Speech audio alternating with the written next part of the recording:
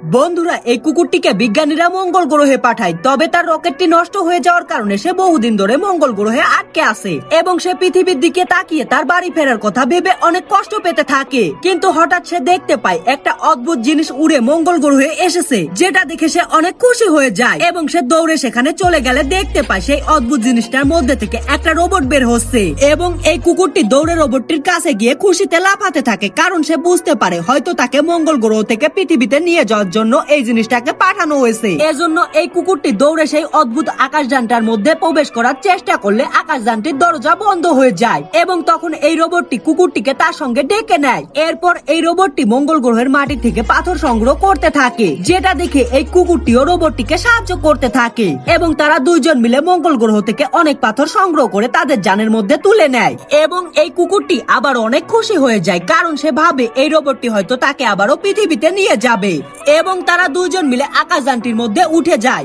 এরপর আকাশযানটিকে চালু করলে হঠাৎ অনেক জোরে অ্যালার্ম বেজে ওঠে, কারণ এই আকাশযানটি অনেক ভারী হয়ে গিয়েছিল, যার কারণে এই আকাশযানটির থেকে ভার কমাতে হবে এবং কিছু জিনিস নিচে রেখে যেতে হবে। এজন্য এই রোবটটি কুকুরটির দিকে তাকায়, যার কারণে এই কুকুরটির অনেক মন খারাপ হয়ে যায়, কারণ সে ভাবতে থাকে এই রোবটটি হয়তো তাকে আবারও মঙ্গল গ্রহে ফেলে রেখে চলে যাবে। তবে এই রোবটটি তাকে ফেলে না দিয়ে এই পাথরগুলোকে ফেলে দেয় এবং এই বিষয়টি দেখে এই কুকুরটি অনেক বেশি খুশি হয়ে যায়, কারণ এই রোবটটি আবারও তাকে পৃথিবীতে ফেরত নিয়ে যাবে। এজন্য সে এই রোবটটিকে কৃতজ্ঞতা জানায় এবং তারা দুইজন মিলে আবারও পৃথিবীতে ফেরত চলে আসে।